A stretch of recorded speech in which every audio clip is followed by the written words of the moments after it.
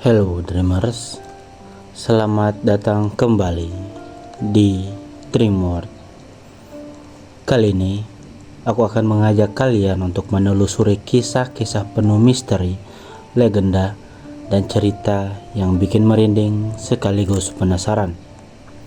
Sebelum kita mulai, jangan lupa untuk klik tombol subscribe dan like video ini, serta aktifkan lonceng notifikasinya supaya kalian gak ketinggalan cerita-cerita menarik berikutnya. Kali ini kita akan menyelami salah satu legenda terbesar di Indonesia.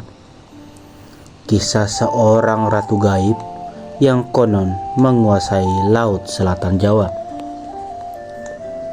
Sosok yang penuh pesona, cinta, namun juga kutukan. Siapa lagi kalau bukan Nyi Roro Kidul, sang ratu pantai selatan. Tapi apakah kamu tahu kalau legenda Nyi Roro Kidul ini punya banyak versi? Ada yang bilang kalau dia adalah putri kerajaan yang dikutuk. Ada yang percaya bahwa ia adalah jelmaan Dewi Laut. Dan ada pula yang menghubungkannya dengan sejarah kerajaan Jawa kuno. Kali ini kita akan mengupas semuanya. Jadi duduklah dengan nyaman, matikan lampu kalian karena perjalanan kita akan panjang. Mari kita mulai.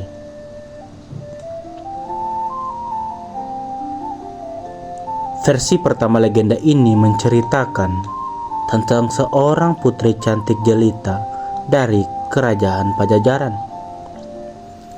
Putri ini konon bernama Kadita.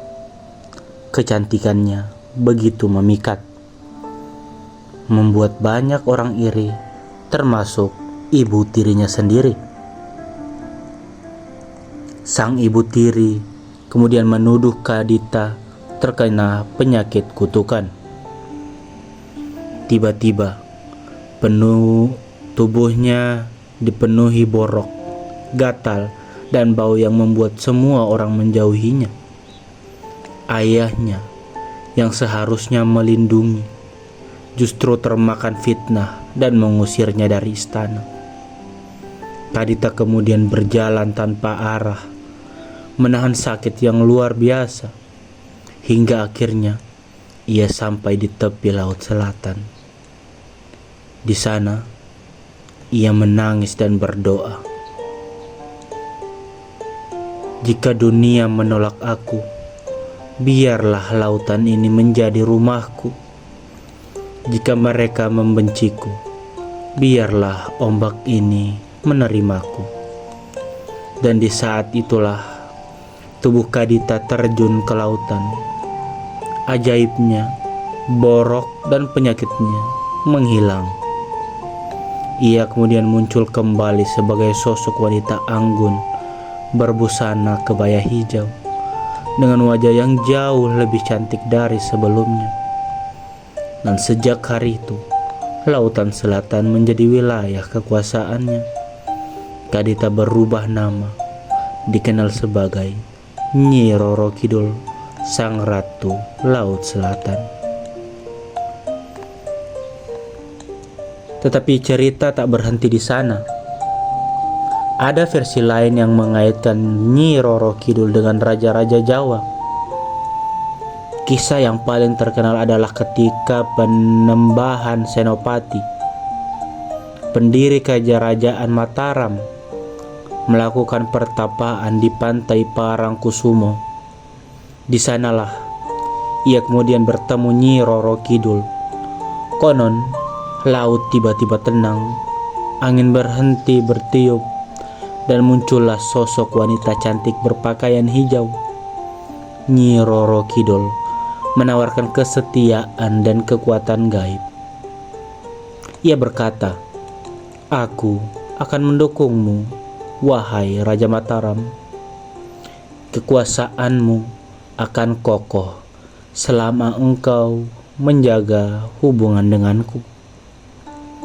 Sejak itu, legenda mengatakan Setiap raja Mataram memiliki ikatan gaib dengan Nyi Roro Kidul. Bahkan hingga zaman modern, mitos ini masih dipercaya. Tapi, apakah itu beneran sebuah cinta? Atau sebenarnya sebuah perjanjian? Karena siapapun yang mengkhianati Sang Ratu Laut Selatan, konon akan mendapat celaka. Kalau kalian pernah ke pantai selatan Jawa, pasti kalian sering mendengar larangan untuk tidak mengenakan pakaian berwarna hijau. Kenapa? Karena warna hijau dipercaya sebagai warna kebesaran Nyi Roro Kidul. Siapapun yang mengenakannya di pantai, katanya akan dipanggil oleh Sang Ratu, diseret oleh ombak, lalu dijadikan penghuni kerajaan di dasar laut. Cerita-cerita mistis seperti ini banyak sekali beredar. Ada orang yang melihat wanita cantik yang duduk di tepi pantai dengan rambut panjangnya yang tergerai, matanya tajam namun menawan. Ketika didekati, sosok itu tiba-tiba menghilang dalam ombak. Bahkan banyak nelayan Jawa percaya kalau setiap korban tenggelam di Laut Selatan bukan sekedar kecelakaan, tetapi ada panggilan dari Nyi Roro Kidul. Menariknya, Nyi Roro Kidul tidak hanya punya satu cerita asal-usul. Ada beberapa versi yang berbeda. Versi Pajajaran, Putri Kadita yang dikutuk seperti yang kita tadi bacakan. Versi Pajang Mataram, seorang putri yang menolak lamaran bangsawan lalu melarikan diri ke laut dan berubah menjadi ratu gaib. Versi spiritual, ia adalah jelmaan Dewi Laut yang memang ditugaskan menjaga keseimbangan alam Jawa. Dan versi politik, itu legenda ini diciptakan untuk memperkuat legitimasi kerajaan Jawa agar rakyat percaya bahwa raja memiliki perlindungan dari dunia gaib. Setiap versi ini memperlihatkan betapa kuatnya posisi Nyi Roro Kidul dalam budaya Jawa. Ia bukan sekedar mitos, tetapi simbol. Konon, Nyi Roro Kidul memiliki istana megah di dasar Laut Selatan.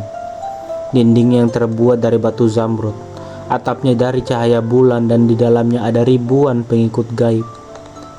Banyak cerita mistis tentang orang hilang di pantai, lalu mengaku dibawa ke istana itu.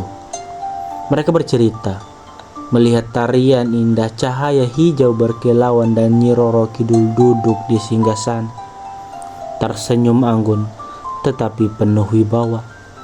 Namun begitu kembali ke dunia nyata, mereka sadar bahwa waktu telah berbeda. Ada yang merasa hanya beberapa jam di istana laut, tetapi ternyata di dunia nyata sudah berhari-hari. Ada beberapa cerita nyata dari masyarakat yang menambah kuat mistos ini. Dari para nelayan, banyak sekali nelayan yang mengaku melihat sosok perempuan berpakaian hijau berdiri di atas ombak saat mereka melaut. Pengunjung pantai bilang kalau beberapa wisatawan hilang secara misterius, padahal ombak sedang tidak besar. Mimpi aneh. Ada orang bermimpi bertemu seorang wanita cantik yang meminta janji, dan setelah itu hidupnya berubah total. Semua cerita ini membuat Nyi Roro Kidul semakin dipandang sebagai sosok yang nyata, bukan sekedar legenda. Bagi sebagian orang, Nyi Roro Kidul bukanlah hanya ratu gaib, tetapi ia adalah simbol kekuatan alam. Laut Selatan yang indah namun berbahaya, penuh pesona tapi juga merenggut nyawa, adalah cerminan sosok Nyi Roro Kidul itu sendiri. Dan dalam budaya Jawa, ia juga dilihat sebagai lambang keseimbangan antara dunia manusia dan dunia gaib. Dreamers, legenda Nyi Roro Kidul, kisah cinta dan kutukan ini adalah sebagian penting dari budaya Nusantara. Dia bukan hanya sekedar mitos, karena bagi sebagian orang ia nyata dan bagi yang lain ia simbol. Namun satu hal yang tak terbantahkan, namanya akan selalu hidup selama ombak pantai selatan terus berdebur. Sekarang pertanyaannya, kalau kamu berani tidak untuk berdiri di tepi pantai Parangtritis saat malam purnama lalu memanggil namanya? Siapa tahu ada sosok yang diam-diam menatapmu dari balik gelombang. Terima kasih sudah menemani malam ini di Dream World. Jangan lupa subscribe dan like dan bagikan video ini ke teman-teman kalian. Sampai jumpa di kisah misteri berikutnya. Dan ingat, dunia ini penuh misteri yang menunggu kita untuk dijelajahi. Sampai jumpa di cerita selanjutnya. Bye-bye.